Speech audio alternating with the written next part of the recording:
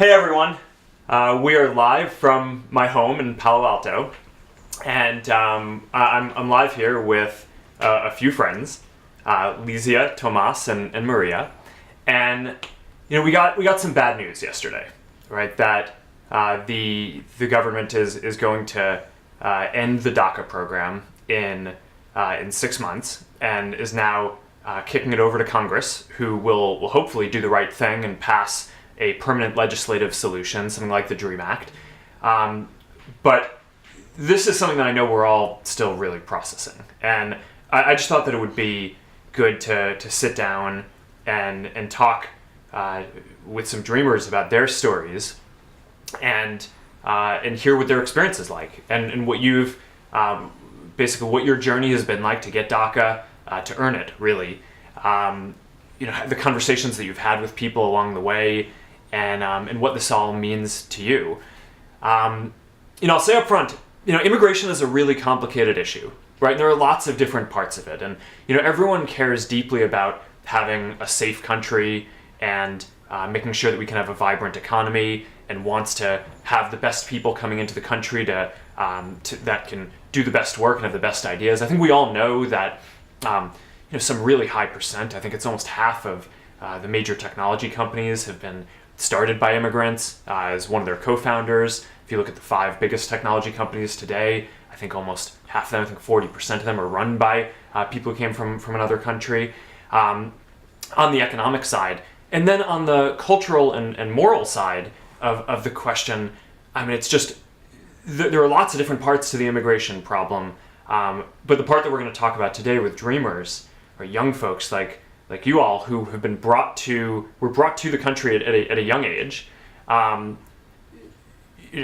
not really known another country, right? And this is, I think, in a lot of ways the most clear cut of all the immigration issues. There are lots of debate that I think people in good faith can have around what you should do with the immigration system, but with what you should do with dreamers and the compassion that we should be showing, I think there is no question.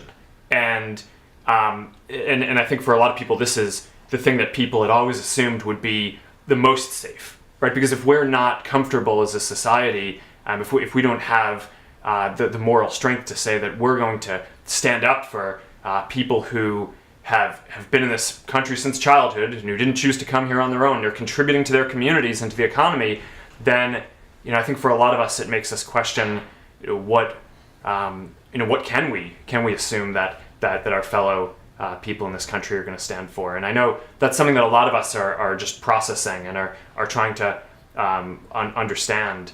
But this is an important issue. And I think, and I wrote this yesterday in a post, that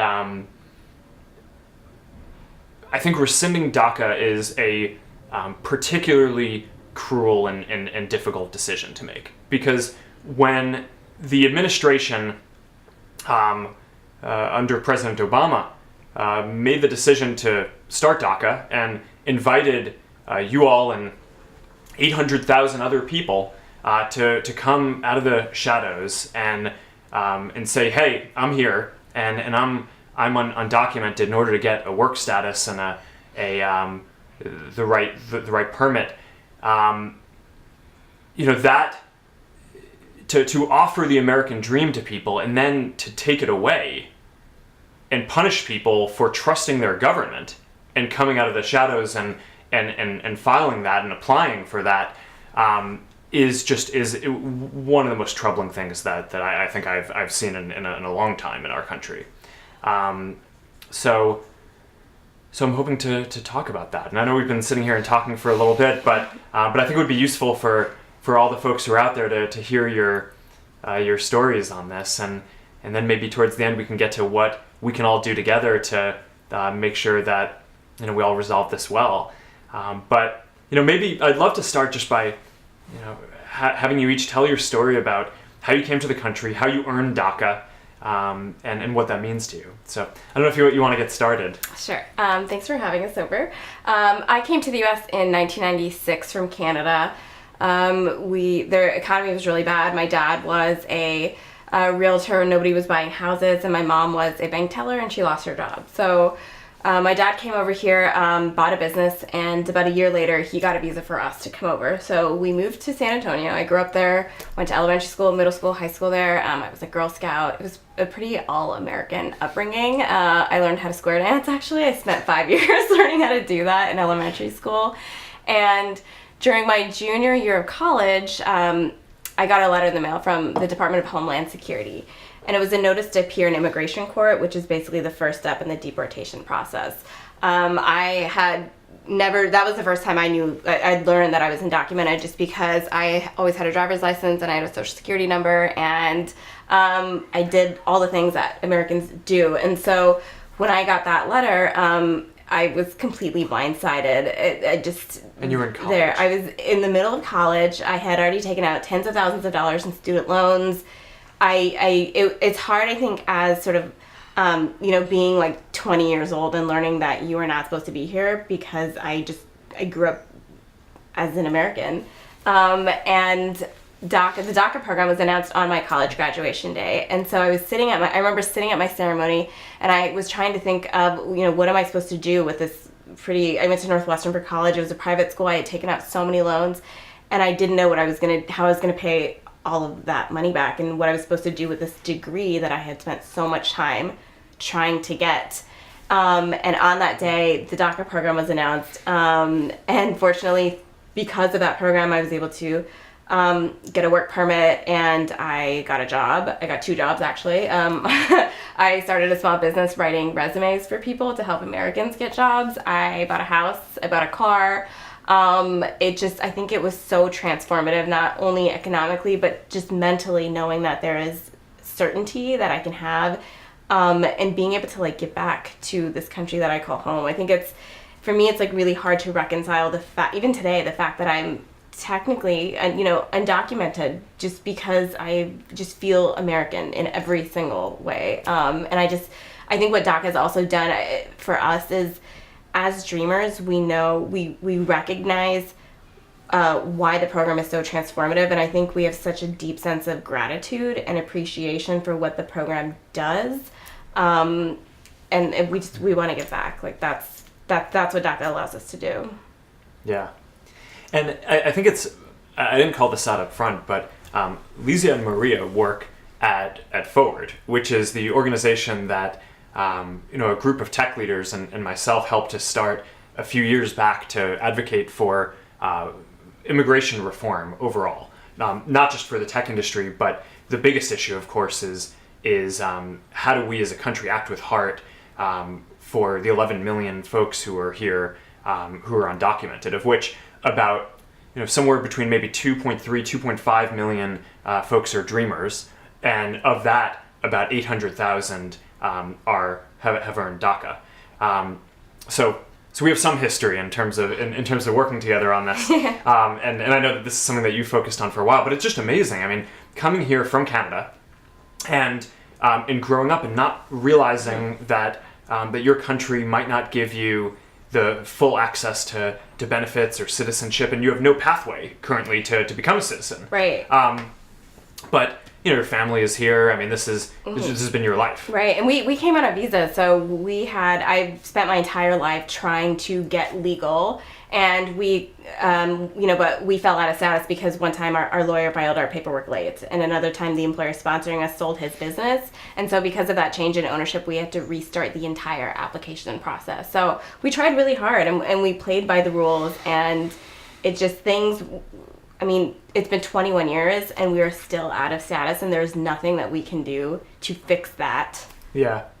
No, I think that this is something that is actually a pretty common misperception about immigration, right? I think people have this perception that the majority of people who are here and who are undocumented came in and weren't working or doing anything like this, but the majority of folks who are undocumented in this country have a story which is like yours, right? Where their parents or they came in, were working, had a visa, and something got messed up along the way, right? And often it's just a really tactical little clerical error, or your lawyer forgets to file something even if you were supposed to have the right to be here, and then you're just done, right? I mean, there's no way to get back on the train in terms of having full status. And I don't think that when people talk about wanting good immigrants who add to the country to be here, this is what we're talking about, right? We want people like you and your family to be here, and I think that anyone who meets you is going to have that sense, and I think that that's just a very common misperception that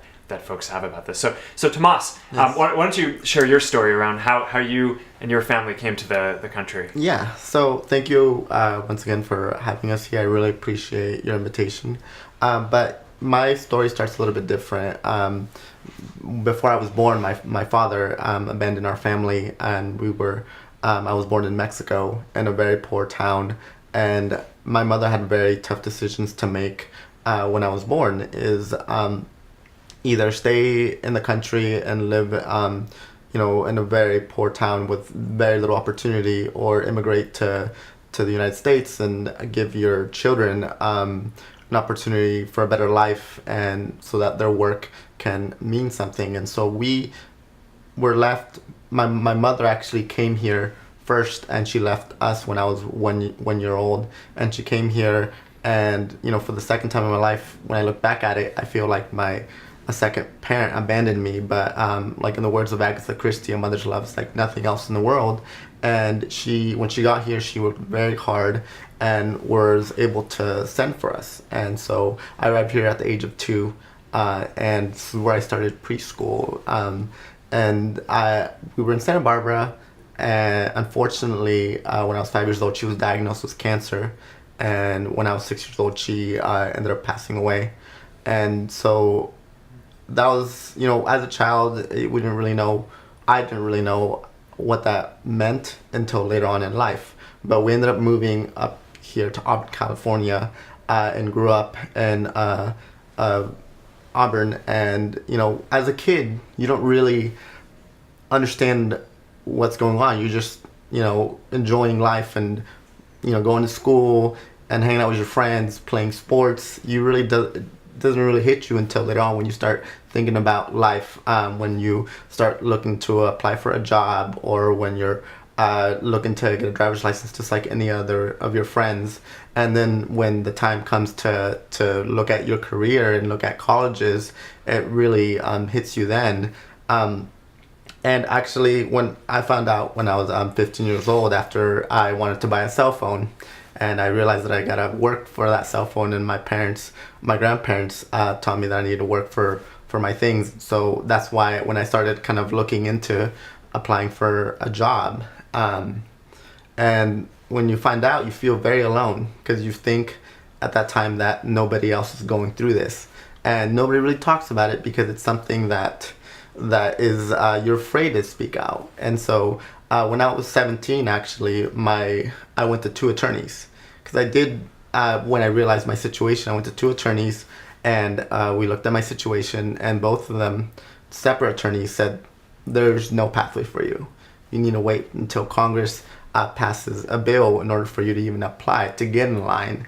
And so after that, I went back, and I've always also wanted to fight for this country. I actually was looking to go into the Navy, and after high school, I did call a recruiter, and the recruiter unfortunately told me that I wasn't able to join the Navy.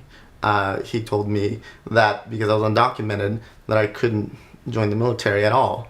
Now, I'm not sure if that was false information or if he was misinformed, but that killed my dreams of fighting for this country. And so that's why I focused in school and athletics. I ran track and field at Cal State Stanislaus in Turlock. I got my degree in kinesiology, and afterwards I decided to move back to the town of Auburn and see how I can help my community. And so I know Lizzie and Maria work for FWD.us, but what I've been doing is I created a group called California Dreamers, and we started speaking out. We started telling our stories, educating the community, but also we wanted to be the solution of some of the issues in our community, which is homelessness and other issues like with veterans and seniors. And so on top of educating the community, we started also serving the community, and so that's what my group does. And through that, we hope to make a change not only for immigration reform, but also through the change in helping our community. So. Yeah, and one of the things that you just touched on around not having a pathway, I think is one of the other very common misperceptions around this. I mean, when I posted on the DACA a few times over the past week, and as I read the comments, I mean, this is one of the common things that I'm sure you get in all your conversations. It's just like, all right, well, why don't you just apply for citizenship? Right.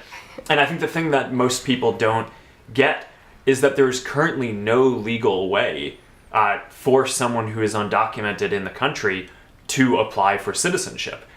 So, I mean, that I think is a thing that, when we look forward to what Congress needs to do in terms of, we have a 6-month window now, there's a lot of urgency to try to get something done. That's one of the things that I think in order to really live out the values of our country, we need to make sure that everyone who is here has a path to earn it over time. I mean, whether it's serving in the military or serving your country in some other way, it could be waiting a while. I mean, you guys have all been here for a very long time. I mean, it's 20 years, right? It's not that dreamers aren't patient or aren't willing to give to the country. It is that there is currently literally no legal pathway at all to apply and become a citizen. And living with that, I think, is really tough. Yeah. All we're asking is for a chance. We're not saying, give this to us now. We're asking us to, hey, give us an opportunity for us to even start, and that's what we're here. All right. Maria. So, like everyone said, thanks for taking the time to chat with us. I want to start off by stating the obvious that, we and I feel American, and I am American, and the only thing that we are lacking is a proper documentation to say that. I came here when I was 5 years old from Peru. My sister had been hit by a car, and her right leg needed to be amputated when she was 2.5. So we would fly to Florida constantly because the medical treatment in the United States, it's far more advanced than a medical treatment in Peru, which is a developing country. My parents just wanted the best for their children. So we would fly up to Florida, and it started to become too financially straining. And we moved to Connecticut when I was 5 years old because we had family and my sister who continued her treatment there. Mm-hmm. And I grew up a very normal life. Like Lesia, I was in Girl Scouts, Troop 207, I still remember. I played basketball, I played the clarinet, wasn't that great at it, but... Me too. Yeah? I also played the clarinet and was not good. Yeah. I think I should have picked another instrument, but, I invested in the clarinet, and I had great friends, and I had a really good education, and I always knew that there was something different with my family. My mom would get really tense when she would drive by a police officer because when you're undocumented, you can't get a license in many states. So my mom would get really tense, which kind of conditioned me to get really tense when we would drive by a police officer, even if I was in another car and my mom wasn't driving. And then when I got to high school and I turned 16, I knew we were undocumented, but I didn't really know what it meant or specifically what it would mean for me. And then when I turned 16, I realized that I had no social security number, so I couldn't apply to get a driver's license and I couldn't get a job. And I found myself making up all these excuses to my peers. I would tell them I can't get a license because my sister was hit by a car when she was really young and her leg had to be amputated, and my mom's just really nervous about me driving. So it was different stories that I would fabricate to try to appear as normal as I could to my peers. And then later on, when I was a senior in high school, and I had done well in high school, I had applied to colleges, I had gotten accepted. But when you're undocumented, you're not eligible to get financial aid, and you're also not eligible for many government loans and grants. And my mom is a housekeeper, and even though she's worked tremendously hard and she's always made sure that me and my sister had everything we needed, there really wasn't a way for her to be able to pay thousands and thousands of dollars every year to put me through school. So that was one of the really hard moments that I had to accept, and I had to accept that I was undocumented and what that meant. And then ironically, on the last day of high school, I had just finished taking an exam for social studies, and I got a text. President Obama has announced a deferred action program for childhood arrivals, DACA, and I didn't really know what that meant. I couldn't process it, but I knew at that point that my life was about to change. And since then, the lives of 800,000 other people like myself, our lives have changed. So that was one of the big moments in my life. And then shortly after, in 2013, in the summer of 2013, my grandmother passed away in Peru, and it had always been one of my mom's dreams to go back and see her parents. But when you're undocumented, you can't leave the country because you can't come back in. And my grandma passed away, and my mom had to watch her mother's funeral through an iPad. And I will never forget the screams my mom let out as she was hugging this iPad as if she was hugging her mom one last time. And to me, that was a huge injustice that she was forced to watch her mother's funeral on an iPad due to the broken immigration system that our country has. And at that moment, I decided that this issue wasn't just about me not being able to drive or not being able to go to college, but this issue was much greater. And there were many people with similar stories who were experiencing these hardships every single day. So I went to school. I did 2 years at community college, and I worked really hard. I was able to get a scholarship that I worked very hard for at a four-year university. I graduated, and since then I have just been living my dreams of being able to work in the immigration space to make sure that no one has to experience what my mom had to experience. And DACA has allowed me to do that. You know, like I said before, I am American. I feel American. But there's also this weight that comes with it, that even though you feel American, you're constantly told that this country might not want to accept you, that you constantly have to plan for a life where potentially you could be deported back to a country some of us haven't been to in decades. I haven't been to Peru in 19 years. So how do you plan for that? How do you plan to one day not be able to work? How do I sign a lease in a few months if I don't know if in a few months I'll have a job? And how do I prepare myself to go back to Peru? And I don't even know the accents in the language because I'm really bad at writing in Spanish because I grew up here. I went to kindergarten here, you know? And these are silly little thoughts that I have to start thinking about because of the current political state of where our lives hang. So we're, you know, like my friends here said, we're just asking for the opportunity to be able to stay here in the country we love and the country we grew up in, and the only country that we know as home. Yeah, and that's really powerful. I mean, there are a few things in what you just said that I think are really worth emphasizing. I mean, first, I mean, you are American, right? I mean, like you said, and our country is better for having you here, right? And not just because of the different diversity and experience that you bring, but because you all worked super hard, right? I mean, you're what we all want our children and our peers to go do, right? Work hard, go to college, train, do something you believe in, and push a field forward. And I mean, that's as American as it gets. And that's, you know, I think what we try to be about. So I mean, I really agree with you on that. The second thing you said that I think is really important is another common misperception that I see all the time, which is that people say, okay, well, these folks who are undocumented, you know, are they taking resources that should be going to other people who are here illegally? And I think one thing that people don't get is that when you're undocumented, you do not qualify for any federal benefits. You cannot get access to any scholarships, but you pay taxes. I mean, you've all had jobs, and you're all paying taxes. Either the company is paying for you, or you're paying income tax. So you're contributing to the society and the community and the economy through the work that you're doing, and getting none of the benefits. And that's something that it always bothers me when people say, hey, you know, these folks are taking resources that should go to people who went through the process the right way, as if there actually were a right way for you to be able to go through the process, which we already talked about.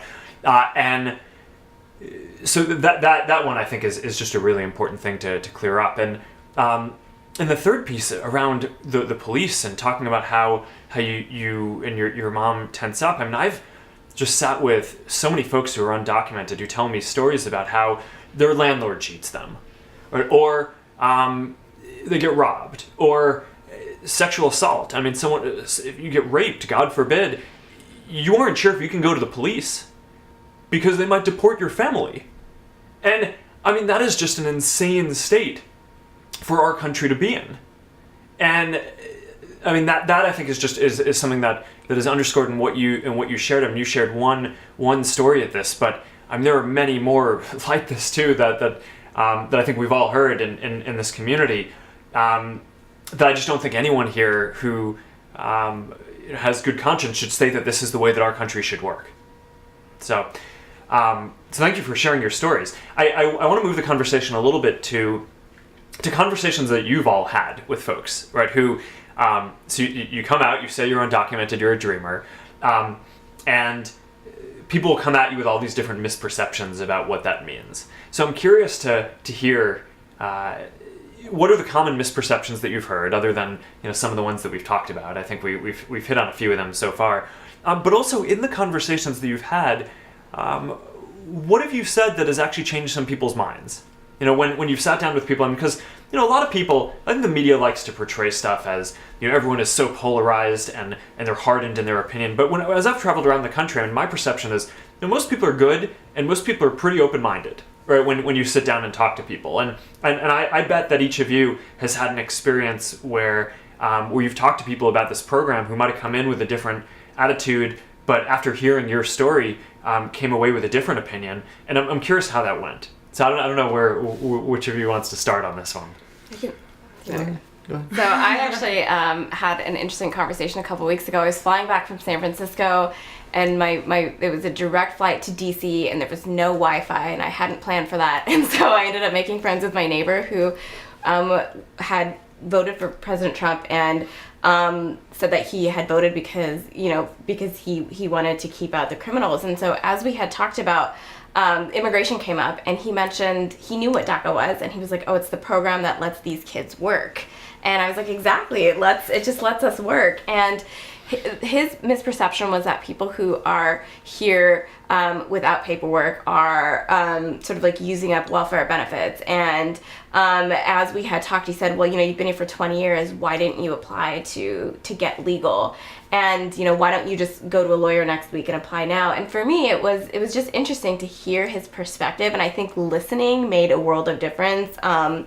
And I told him there's no application that I can fill out to just get legal. There's nothing I can do. And so that's why immigration reform is so important to so many people, because what it does is allow us to fill out an application so we can go through that process. But by the end of that flight, 5 hours nonstop, we ended up being Facebook friends. And it was, it's fantastic. I think to me, it's the issue is that there's just a lot of misinformation, and people are maybe not necessarily educated on the issue. And I think part of it is that they haven't met dreamers, right? And so I think it's up to us to have those conversations with people to let them know what it's truly like and why DACA is so transformative and what it actually means to us. But I really fundamentally believe that if we meet people and we tell them our stories, I think that's what will help them change their perspectives. And I want to echo what Lizia said. We live in all 50 states. We go to class with the average American. We shop at the same grocery stores. We are now lawyers, engineers, mothers who are building a life here. And sometimes people just don't realize that. Sometimes people don't know that the person sitting next to them in mathematics is actually a dreamer. Yeah. Or they don't know that the person who might be doing their paperwork for some sort of law-related activity is a dreamer themselves as well. So I think that's really important to stress out. It's that we are members of society, in all 50 states, doing a variety of different things, just trying to build a life in the country that we call home. And that's one of the biggest things when I share my story, especially when I went to college at Quinnipiac University. A lot of people had only heard the sound bites, like, why didn't you legalize? Like, you're just taking away, like, citizens' welfare benefits, kind of echoing what Lizia said. And you gotta kind of talk them through it. Well, no, actually, there's no way to legalize. There's no line. And we're asking for Congress to create a line so that we can get in it. But a big thing is saying, hey, listen, I'm like you. Like, there's definitely been days that I waited till the night before an essay that I had due to write it, just like many other college students, Like, we experience similar things. And we are Americans who just are asking for the opportunity for the right paperwork so that we can finally feel 100% part of this country. So I think we're like halfway there because we feel American, we're just lacking. Right. And if there was a line, we'd be the first people in it. Yeah. I'm happy to pay for, I'll pay what I need to pay. I'll wait. There just needs to be a process for us. Yeah. And that's another thing that I think some people miss is a lot of people say, hey, shouldn't you have to pay a penalty? And in order to get DACA, you have to pay $495 every time that you renew it. which is a pretty big fee, right, to pay in order to be able to work in this country and then go pay taxes on the work that you did. And not to mention the lawyer's fees, right, to have somebody prepare that application for you. So it's expensive. It's expensive and it's time consuming. Yeah, I think that's one of the misconceptions is that some people are saying that, this money is going to DACA, but we actually are paying for the process to actually have that permit. And but that's one of the things that I keep hearing too, is like we're just wasting this money on this program, but it's completely untrue. And then we get that permit, and like you said, Mark, we contribute billions and billions of dollars back to the economy.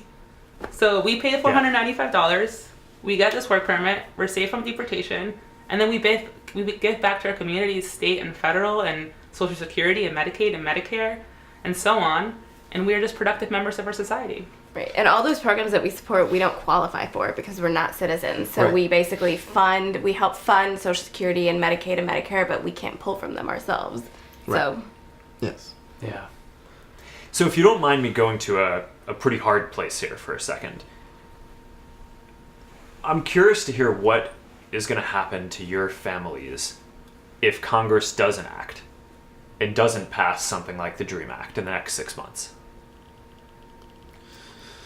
Yeah, well, it's very hard to even think about, but we're in a place where we kind of have to see what would happen, and it's heartbreaking, but we would have to go back in the shadows, really, because we would be prioritized for deportation. In this administration, everyone is fair game. It's, DACA kids wouldn't be able to contribute what we're contributing, and so it's hard to think about. But what we'd have to go back in the shadows and stop contributing and pretty much wait. We would be in danger. I think having to plan for it is hard. There's 2 DACA recipients in my family, to me and my cousin. And there's just been a lot of anxiety over the past few days and few weeks of what our future is going to look like.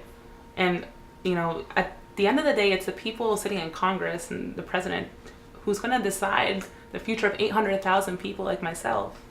So it's having to plan for a future that you do not want, having to plan to have to be sent back to a country you do not know, having to plan to not being able to work anymore, all those basic things, which has been really hard. But at the same time, I have confidence in the American people that they are going to call on the members of Congress, demand that they pass legislation like the DREAM Act, because I think that the more and more we talk about it, more people are going to understand that we are Americans and that we grew up here, and that, who really loses if we're deported?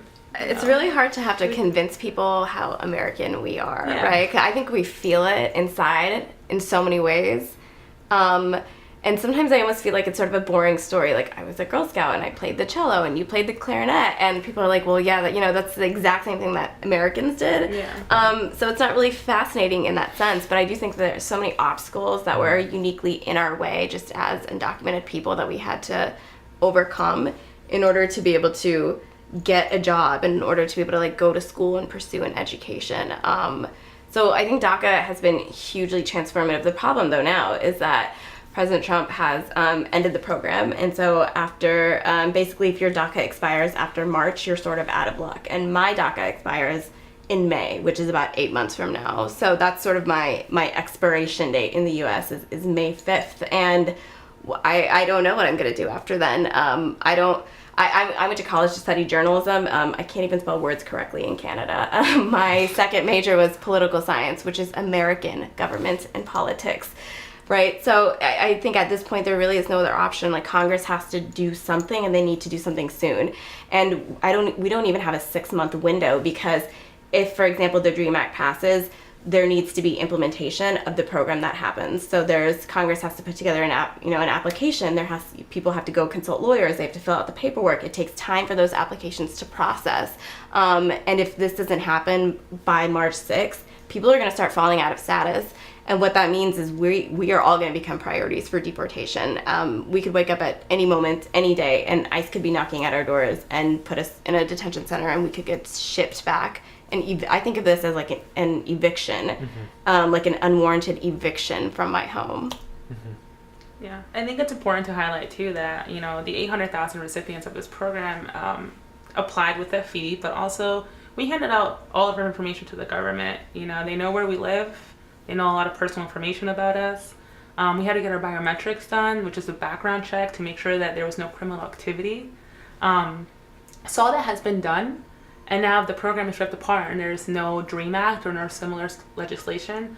The government potentially will have access to all of our information, and we don't really know what's going to happen with that either. So that's just an added stress to having to plan around not having a job and, you know, not being able to drive and potentially being deported. Yeah.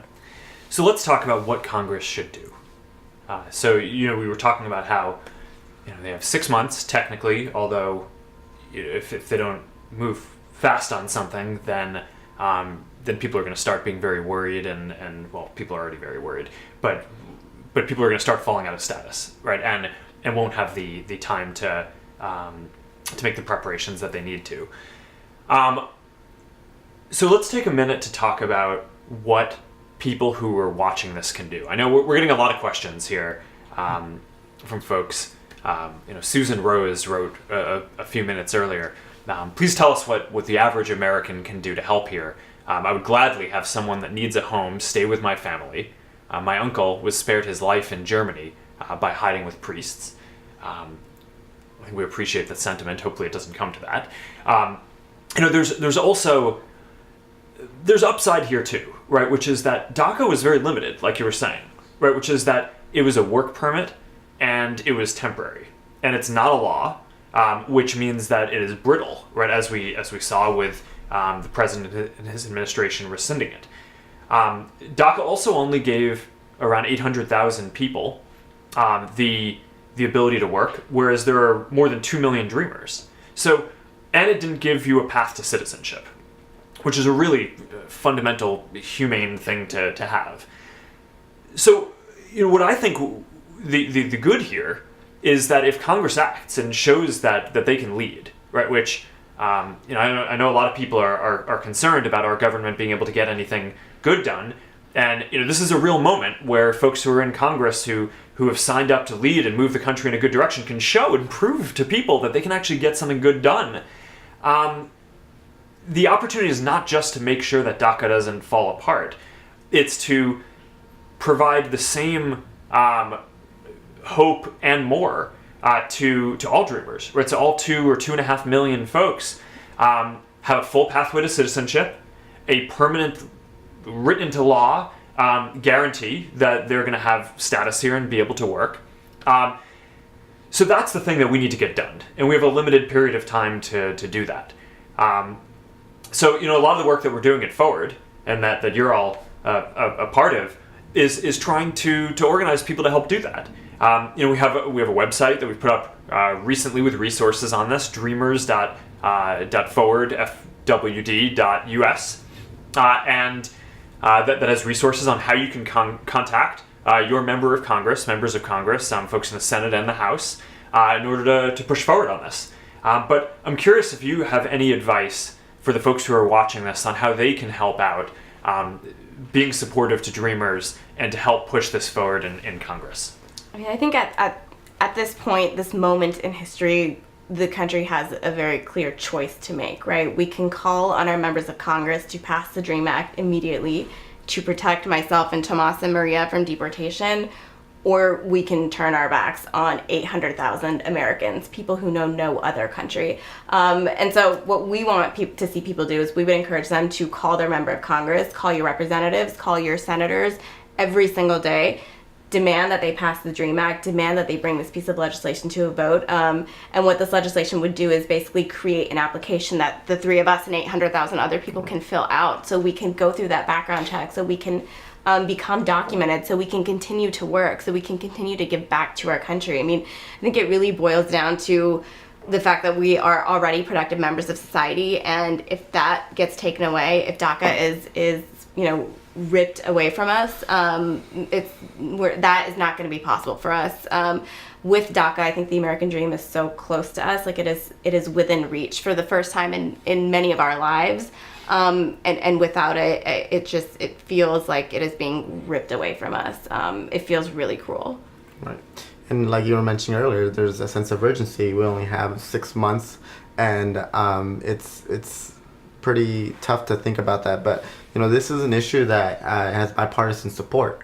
Both Republicans and Democrats are looking at different bills. In the Senate, there's the DREAM Act of 2017, and in the House, there's the Recognize America's Children's Act, and also the American Hope Act. So there's multiple bills out there that people can call and ask their members of Congress to support. And so there's a lot that the people here watching can do is call, because they're the ones that they're the constituents of some of these members, and that they will listen, and that's how the American process works. And I urge everyone to call and voice their opinion and their support. And you had a great conversation with Congressman Denham about this recently. Yeah, Jeff Denham, who's in the Modesto area, is a huge supporter, and he's leading on the Republican side and having conversations with different members of Congress. And I urge people on both sides to be doing that. Have this conversation. Meet with a dreamer, and that's what changes most people's mind, is when they actually have us in front of them and are realizing that we're just as American as anybody else, and that we just want the best for this country and for our families. We have shared values, and so I urge Congress too to meet a dreamer. It's you probably have already met one, but sit down, have a conversation, and get to know us, and you'll realize that it's something not hard to support. It's the right thing to do. Look, at the end of the day, I don't believe this should be political. It shouldn't be partisan. Maybe I'm being a little naive because of the current times that we are living in, but these are human lives. It's 800,000 and even potentially more. People who know no other country but America, who have grown up with our children, who, drive on the same roads that we do. So I think a big ask is for people to call their members of Congress. Tell your aunts and your mom and your friends and your colleagues. Say, hey, listen, I heard the stories of these dreamers. Or you can go to dreamers.FWD.us and you can see different stories of dreamers, and you can share our stories. Share our stories with your colleagues, with your friends, and say, we need you to call. Because the lives of 800,000 people depend on this. Yeah, and you can use the hashtag #DefendDACA on Twitter or any other social channel. And I have a question for you, actually. What do you think businesses can do, and what is sort of like the impact of a DACA repeal on businesses? How would that impact your line of work specifically? Sure. So let me get to that in a second. Although first, I just want to really emphasize something that you all were saying around urgency. Like you're saying, people broadly support dreamers being here, right? By far, the vast majority of Americans, I think the last time that I saw the data on this, it was near 80% of Americans view dreamers as American and want them to stay here, right? And so I think one of the big questions here is that, if a bill came up, then most people would want their member of Congress to support it. But what we need here is actually still more urgency, because bills don't just come up, right? People need to push on this, and we don't have that much time for this to happen. So part of what this means is making trade-offs, right? So in the business community, which you were just asking about, one priority that a number of companies had pushed for is tax reform, right? And yesterday, some of the folks at Microsoft came out and said, hey, we've been pushing for tax reform, but this is more important. Do the DREAM Act first. And I think that's a lot of what this comes down to in terms of urgency. Is it's one thing for the vast majority of Americans to support something like this happening, but what I think really needs to happen is the majority of people need to say, hey, this is not only something I want to see happen, but this is something that needs to happen now. Because if it doesn't happen, then people's lives are going to be put at risk, and that's not going to be good for them. It's not good for what the country morally stands for. And like you're asking about, it's not good for our economy, because you're all doing valuable jobs that are serving someone, and are you're serving different customers, and you're working jobs, you're at tech companies, and this is what the country is doing, right? And it would be just a massive setback, both morally, socially, and economically, if we fail to deliver on this. And We're getting a few more comments, I think, that are just worth highlighting here. And Kate Hansen wrote in, Lizia, Tomas, and Maria, you are so brave, and I agree with this, for sharing your stories and working so hard every day for your families and for millions of others. You make us all so proud. And I agree with her. And I know that the majority of Americans, your fellow Americans, do too.